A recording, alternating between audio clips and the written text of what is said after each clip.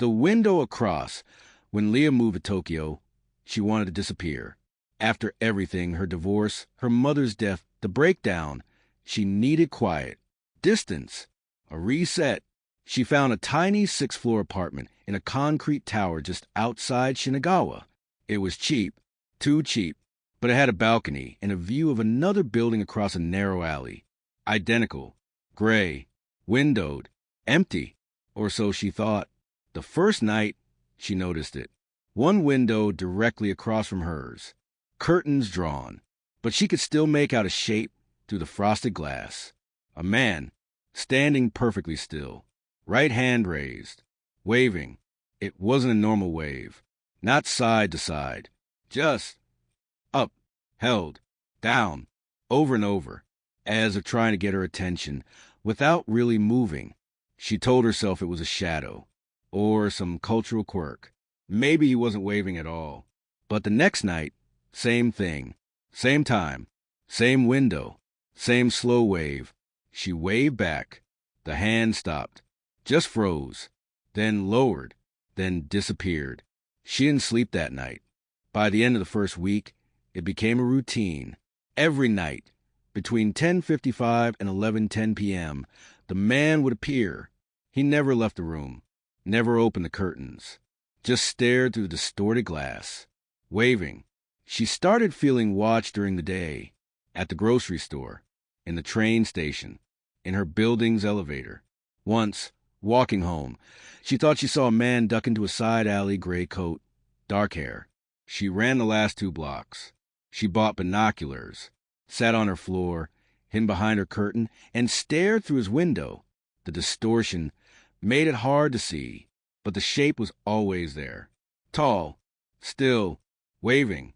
She started following people during the day, men who looked like him. She convinced herself she'd seen him get into a taxi near her train station. She followed it 10 blocks before losing it at a red light. She knew it was irrational, but she also knew he was following her first. Then she saw him on the street, midday, standing at a vending machine across from her apartment building. Same build, same coat. She crossed the street, fast. He didn't look at her. He bought a bottle of tea, walked toward the alley. She followed him. He didn't go far. He entered the apartment building across from hers, the one with the window. Her hands shook. She followed him up the stairs, waited until she heard a door close. Apartment 602, directly across from her. She memorized the number. That night, no wave, just a figure standing still, watching, waiting. She couldn't take it anymore. The next night at 10:50 p.m., she put on gloves, took the kitchen knife she hadn't used since moving in, walked across the alley, up the stairs, to apartment 602. She knocked once. No answer. She turned the knob. It was unlocked. The apartment was dark, silent. She stepped inside. Her breath caught. In the center of the room, the man, facing the window, right hand raised, mid-wave, frozen. She didn't hesitate. She ran at him and drove the knife into his back. Once, twice, a third time. He collapsed. Then the light clicked on. Behind her, footsteps, tiny ones. She turned, and standing in the doorway, a boy, no older than 8, pale, thin, in pajamas.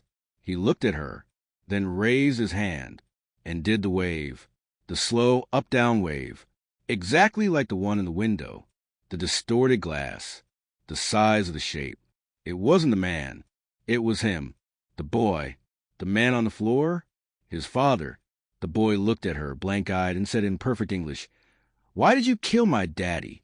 Then he walked to the window, raised his hand, and kept waving. Behind her, the door slowly creaked shut. Click. The end.